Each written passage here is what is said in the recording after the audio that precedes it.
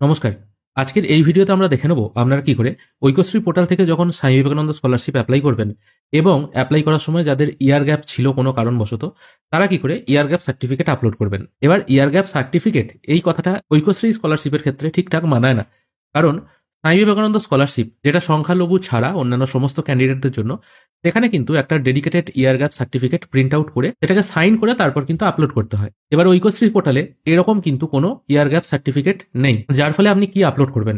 যদিও আজকে সকালেই আমি এই রিলেটেড একটি ভিডিও আপলোড করেছি, তাও এই ভিডিওটি আপলোড করার কারণ হলো অনেকেই কিন্তু এই ইয়ার গ্যাপ সার্টিফিকেটটা বা আবেদনপত্রটি লিখতে একটু অসুবিধার সম্মুখীন হতে পারেন।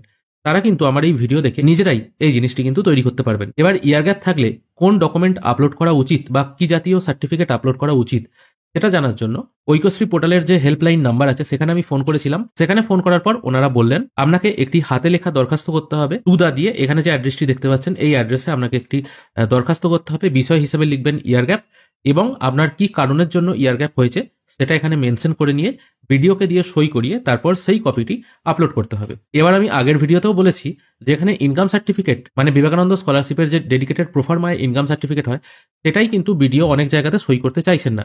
তারা বলছেন অনলাইনের ভিডিও সার্টিফিকেট আর মডেল প্রোফার্মা দুটোই একই। সেক্ষেত্রে এরকম যদি কোনো সার্টিফিকেট বা এরকম যদি কোনো আবেদনপত্র আপনারা ভিডিওর কাছে নিয়ে যান, তিনি যে আদৌ সাইন করবেন সে বিষয়ে কিন্তু একটা সন্দেহ রয়ে যায়।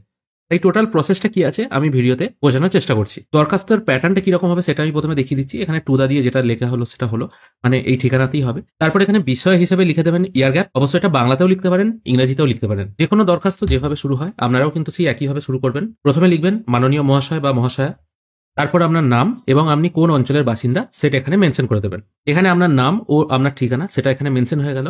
তারপর আপনি লিখবেন আপনার লাস্ট কোয়ালিফাই এক্সাম কি ছিল আপনি এবং সেটা কত সালে পাস করেছিলেন, কোন ইউনিভার্সিটি থেকে। দ্বিতীয় লাইনে আমি লিখে দিলাম আপনি কত সালে উচ্চ মাধ্যমিক পাস করেছিলেন, বোর্ডের নাম কি এবং কোন স্কুল থেকে পাস করেছিলেন এটা কিন্তু মেনশন করে দিন। এবার অনেকে মনে করেন আবেদনপত্রটা অনেক ছোট হয়ে যাচ্ছে, আমি আরো বেশি কথা জুড়ে আর কি আবেদনপত্রটা বড় করে দিই, মানে একটা ফুল A4 পেজ আছে এই পুরো A4 পেজ জুড়ে আমি আবেদনপত্রটা লিখবো। এটা কিন্তু সম্পূর্ণ ভুল। আবেদনপত্র আপনি যত ছোট লিখবেন তত কিন্তু আপনি যাকে আবেদনটা করছেন তার চোখে পড়বে এবং তত তাড়াতাড়ি অনুমোদনটা হবে। এবার আপনি যদি পুরো পেজ জুড়ে আবেদনপত্র লেখেন সেক্ষেত্রে আপনার অ্যাকচুয়ালি কি বিষয় বা অ্যাকচুয়ালি কি বক্তব্য সেটা তাকে খুঁজতেই কিন্তু হিমশিম খেতে হয়। সেই জন্য আবেদনপত্র যতটুকু না বললে নয় ততটুকু দিয়েই লিখবেন। এখানে যেমন আমি যতটা সম্ভব কম কথায় আবেদনপত্রটা কমপ্লিট করার চেষ্টা করব। আপনি বর্তমানে কোথায় ভর্তি হয়েছেন এবং সালটা মানে 2022 সালে আপনি পাস করেছেন, এটা 24 সাল। এবারে আপনি বিবেকানন্দ স্কলারশিপের জন্য অ্যাপ্লাই করছেন, তখন তো 22 সালে পাস করে 24 সাল হচ্ছে, সেই জন্য তো ইয়ার গ্যাপ হচ্ছে।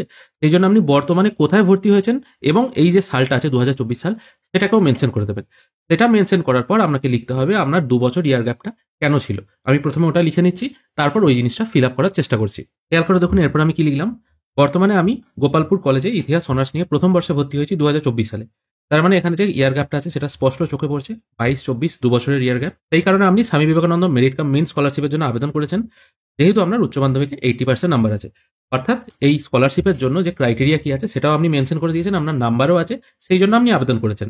তৃতীয় প্যারাগ্রাফে আপনাকে মেনশন করে দিতে হবে 2022 সালে আপনি কেন ভর্তি হতে পারেননি বা আপনার এই যে ইয়ার গ্যাপটা হয়েছে সেটার অ্যাকচুয়ালি কারণ কি। আমি এখানে যেমন মেনশন করেছি আপনার শরীর খারাপ ছিল সেই জন্য আপনি ভর্তি হতে পারেননি, কিন্তু এখন আপনার শরীর সুস্থ সেই জন্য আপনি Swami Vivekananda merit cum main স্কলারশিপের জন্য আবেদন করছেন। এবার শরীর খারাপের কন্ডিশনটা আমি এই কারণেই বললাম, যদি ফিনান্সিয়াল গ্রাউন্ডের জন্য হয় সেটা কিন্তু আপনি প্রুভ করতে পারবেন না। আপনি যদি আর্থিক কারণবশত ভর্তি হতে না পারেন সেটা আপনি প্রুভ কিভাবে করবেন। কিন্তু যদি আপনার শরীর খারাপ হয়ে থাকে সেক্ষেত্রে আপনি ডাক্তারবাবুর সার্টিফিকেট যদি আপনি বিডিও অফিসে যখন সই করতে যাবেন সেখানে যদি আপনি প্রমাণ হিসাবে দেন সেক্ষেত্রে আপনি সিগনেচারটা তাড়াতাড়ি করিয়ে নিতে পারবেন। যদিও ডাক্তারের সার্টিফিকেট বা মেডিকেল রিপোর্ট এগুলো আপলোড করার কোনো প্রয়োজন নেই, শুধুমাত্র এই চিঠিটি ইয়ার গ্যাপ সার্টিফিকেট হিসেবে আপলোড করলেই হয়ে যাবে। মোটামুটি 3টে কথা।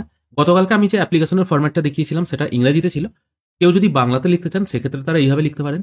প্রথমে আপনার নাম এবং আপনি কত সালে কোথা থেকে পাস করেছেন, বর্তমানে আপনি কোথায় ভর্তি হয়েছেন এবং কি কারণের জন্য আপনার ইয়ার গ্যাপটা ছিল। এই 3টি বক্তব্য 3টি স্ট্যান্ডার্ডে লিখে দিলেন।